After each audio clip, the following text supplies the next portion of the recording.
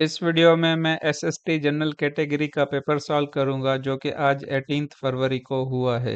ये paper type A है। इसका पहला सवाल है कि the mountains would break by the miracle of which prophet. तो इस सवाल का सही ऑप्शन है हजरत याकूब।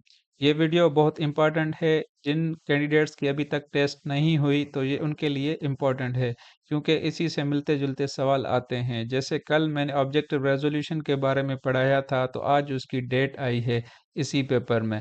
तो ये आपने वीडियो एंड तक देखना है। और क्वेश्चन नंबर 2 है कि name the first Muslim among slaves. तो इस सवाल का सही ऑप्शन है C, Hazrat Zaid bin Haris. Question number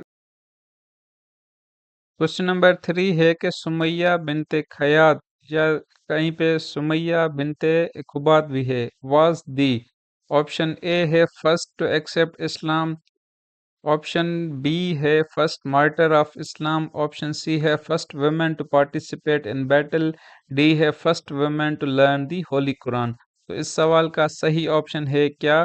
first martyr of Islam. She was the first martyr of Islam. तो क्वेश्चन नंबर 3 ये इस तरह भी आ सकता है कि who was the first female शहीद मार्टर ऑफ इस्लाम। तो उसका सही ऑप्शन क्या होगा? A, Hazrat Sumayya bint Khubbat. Question number 4 है कि Bait Rizwan was made to take the revenge of. तो इस सवाल का सही ऑप्शन है क्या? हजरत उस्मान गनी रजी अल्लाह ताला अन्ह। अब बैत रिजवान क्या है? जब 6 हिजरी में आप सल्लल्लाहु अलैहि वसल्लम उम्रे के लिए जा रहे थे, तो हज़रत उस्मान को भेजा था काफिरों के साथ मुज़ाकरात के लिए।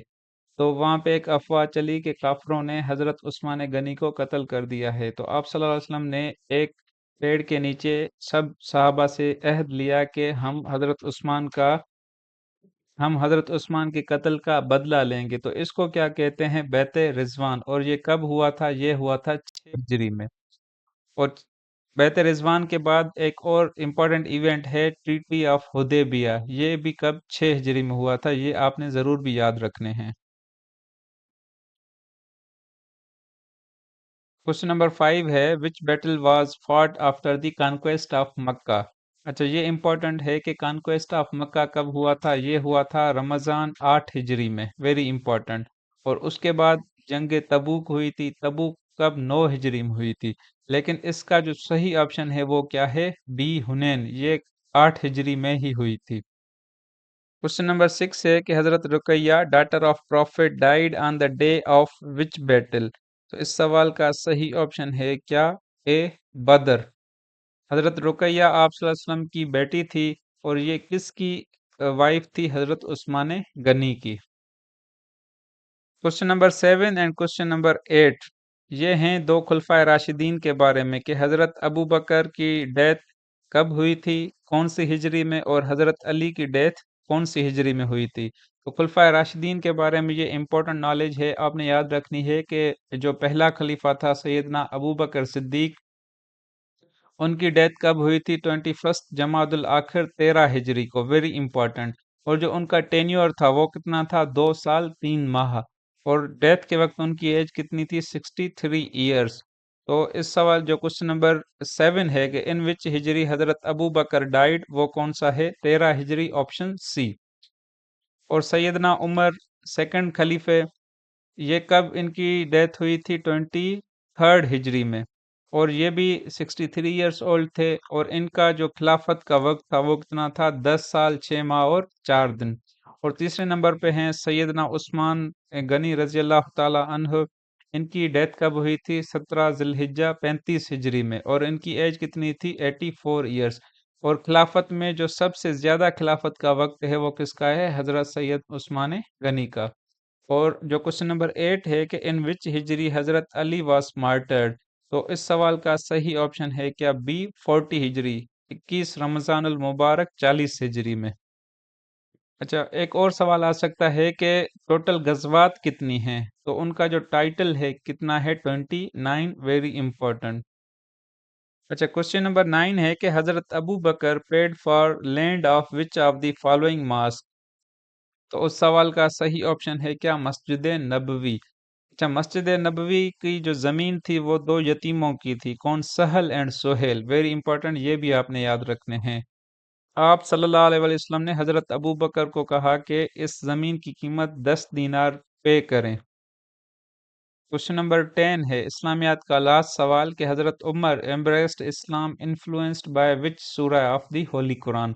तो इस सवाल का सही ऑप्शन है ऑप्शन ए सूरह ताहा। क्वेश्चन नंबर 11 अंग्रेजी का है synonym of pristine.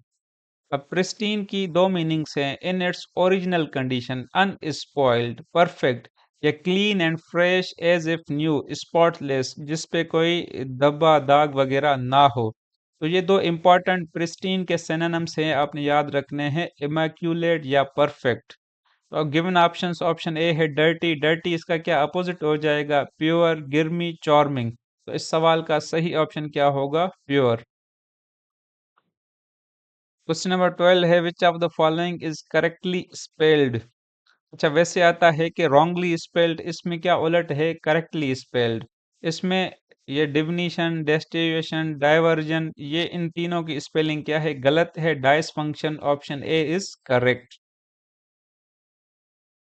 Question number 13 है कि इडियम की मीनिंग पूछ रहा है कि ओवर एक द वर्डिंग। तो इस सवाल का सही ऑप्शन क्या है add unnecessary details to make something seem better और वर्स।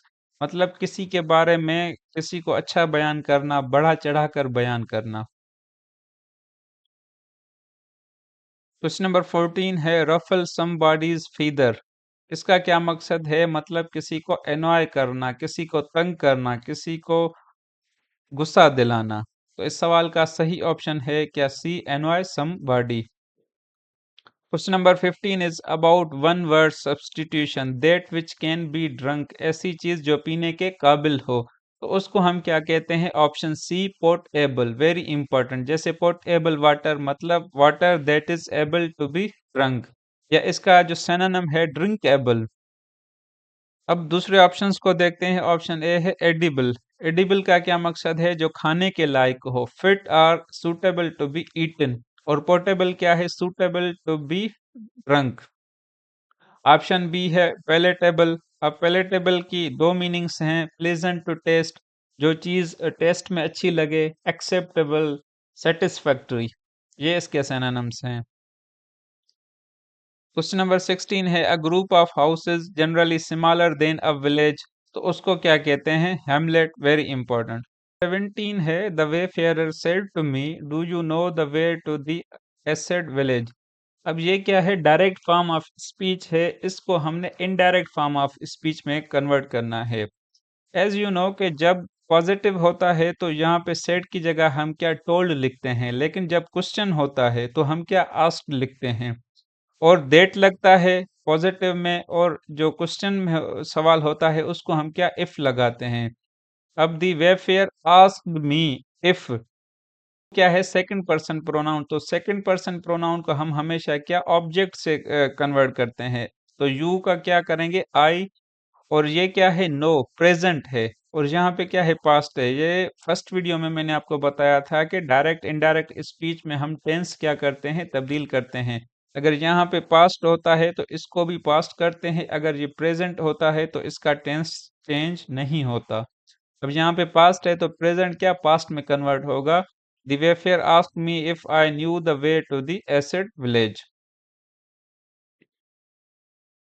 क्वेश्चन नंबर 18 है the spectators applauded the young athlete saying that he had broken all previous records. अब ये क्या है इनडायरेक्ट फॉर्म ऑफ स्पीच है ये जो अवेलेबल ऑप्शंस हैं इनमें कौन सा suitable direct form of speech है। अब ये देखें अपलॉडेड। अब जाहिर सी बात है अपलॉडेड में क्या मतलब कोई खुशी की बात हो तो ये bravo the spectators said to the young athletes comma bravo you have broken all records.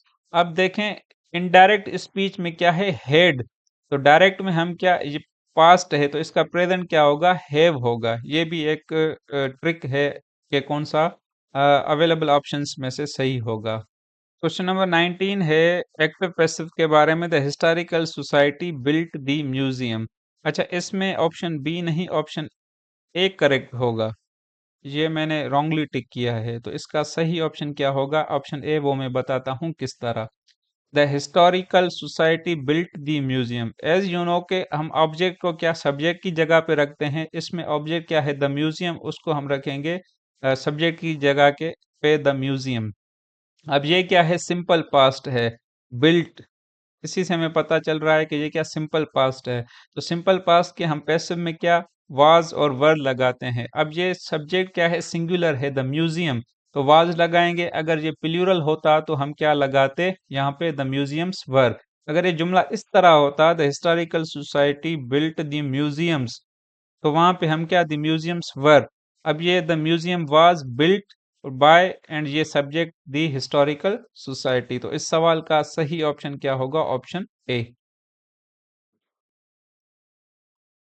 Question number 20 है, every disaster affected victim has been compensated by the government.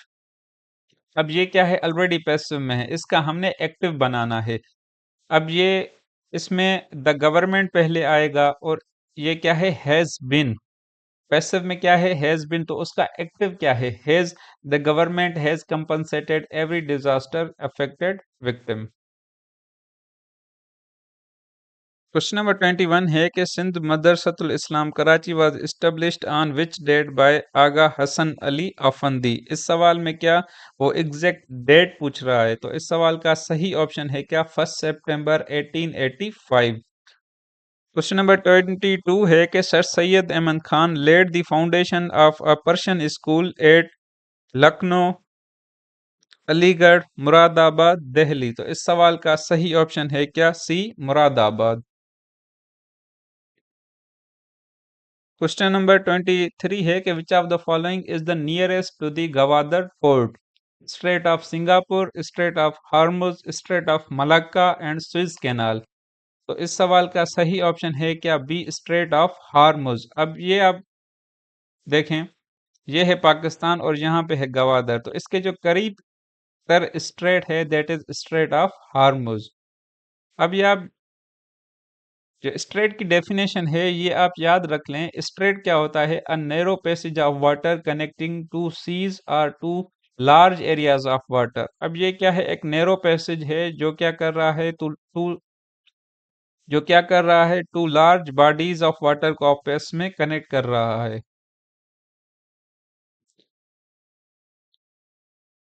Question number 24 है कि television centres of PTV established in Karachi, Rawalpindi और इस्लामाबाद इन which year, तो इस सवाल का सही option है 1967।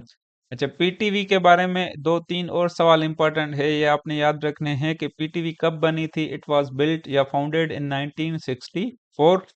और एज यू नो के जो शुरुआत में पीटीवी की ट्रांसमिशन थी वो कौन सी थी, ब्लैक एंड वाइट। तो इसकी जो कलरफुल ट्रांसमिशन थी it was started in 1976। Question number 25 है, ऑब्जेक्टिव रेजोल्यूशन के बारे में ये कब पास हुआ था, मार्च 12 1949। क्वेश्चन नंबर 26 है कि कायद आजम मोहम्मद अली जिन्ना को ये जो टाइटल है कायद आजम, ये किसने दिया था, तो इस सवाल का सही ऑप्शन है मौलाना मजरुद्दीन शहीद, और ये कहाँ पे दिया था, पटना में, in the annual meeting of all India Muslim league in 1938, very important.